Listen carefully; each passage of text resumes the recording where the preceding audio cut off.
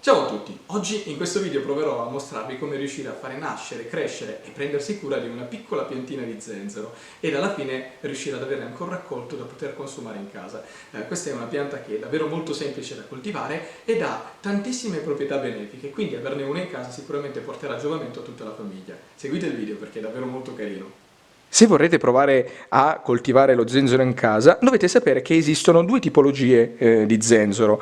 Quindi c'è questa qui che è un pochettino più grande e questa che è leggermente più piccola. Io consiglio questa nell'ipotesi che voi vogliate fare una coltivazione direttamente nel terreno, perché avrà bisogno di più spazio e quindi si potrà sviluppare molto meglio in un terreno libero. E invece questa, che è molto più piccolina, se aveste intenzione di fare una coltivazione in un vaso.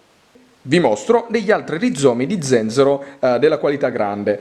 Come potete notare, questi sono molto più ridotti rispetto a quelli che vi ho mostrato prima, però questi hanno la caratteristica che sono assolutamente perfetti per essere messi a dimora nel terreno e germogliare. Perché? Perché hanno un germoglio all'apice che è assolutamente sviluppato, guardate, è davvero molto bello e questo genererà sicuramente una pianta sana e rigogliosa e oltretutto tutta la parte del rizoma inferiore è ben chiusa, quindi non ha rotture e non ha aperture, quindi non c'è la parte che io chiamo fresca. Quindi se noi andassimo per esempio a tagliare un pezzettino qua, che adesso vi mostrerò comunque, noi rischieremmo di andare a far marcire la pianta quando poi, una volta che questa sarà nel terreno, la parte che poi è tagliata sarà direttamente a contatto col terreno e quindi a contatto con possibili funghi e umidità, quindi con possibilità di marcire. Se doveste trovarvi in una situazione del genere, quindi con la radice con una parte esposta, sarà sufficiente aspettare qualche giorno perché la natura farà il suo corso lasciandolo semplicemente all'aria. Quindi si creerà naturalmente una pellicola protettiva e allora a quel punto si potrà procedere con la semina. Ed infatti, trascorsi 2 giorni, potremo notare che lasciandola semplicemente all'aria, la natura ha fatto il suo corso, quindi ha creato la pellicola protettiva, adesso è secca, e praticamente potrà essere messo direttamente nel terreno senza rischiare che il rizoma venga intaccato da funghi o da batteri.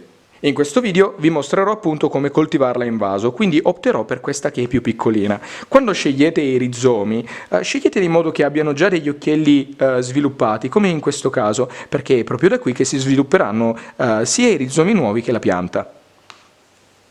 Preparare un ambiente ideale che ospiti la radice è davvero molto semplice, quindi basterà procurarsi un pochettino di torba di qualità abbastanza elevata, quindi con dei valori nutritivi molto alti e un pochettino di argilla. L'argilla servirà proprio per evitare, mettendola in fondo al vaso, che si creino dei ristagni d'acqua pericolosissimi per la radice, in quanto potrebbero procurare marciume della stessa. Una volta preparato il terreno non resterà altro che andare a mettere a dimora direttamente lo zenzero. Con un cucchiaino ci aiutiamo a creare dei piccoli solchi nel terreno e andremo ad adagiare lo zenzero, questo con la punta verso l'alto, lo vedete?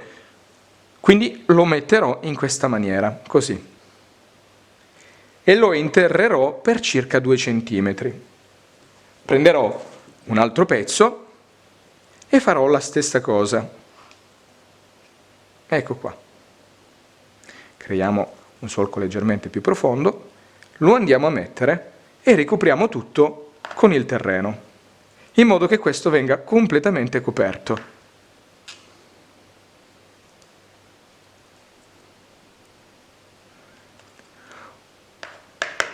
Terminata la semina, se vogliamo accelerare la germogliazione dello zenzero, basterà prendere un sacchetto come questo, un sacchetto di plastica, mi raccomando trasparente, anche quello dell'immondizia andrà benissimo, e mettere all'interno di questo il vaso, così.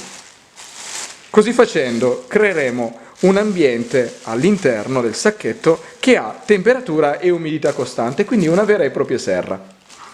Una volta che i germogli saranno spuntati, sarà sufficiente togliere il sacchettino di plastica e iniziare a bagnare regolarmente, facendo asciugare il terreno tra una annaffiatura e l'altra. Trascorsa meno di una settimana, già il primo germoglio è spuntato fuori dalla terra, guardate. Spero che si veda bene perché è davvero molto carino, guardate. Hanno una crescita davvero rapida queste piante. Passati altri 2 giorni potremo notare che il germoglio si sta sviluppando molto rapidamente e anche in modo corretto. Addirittura qui alla base si sta formando un nuovo germoglio e piano piano se ne formeranno tutti intorno degli altri. Passato qualche altro giorno potremo notare che, oltre al fatto che la pianta si sta sviluppando notevolmente, vi assicuro che cresce davvero rapidamente, ha iniziato a mettere e a sviluppare le foglioline all'apice, guardate.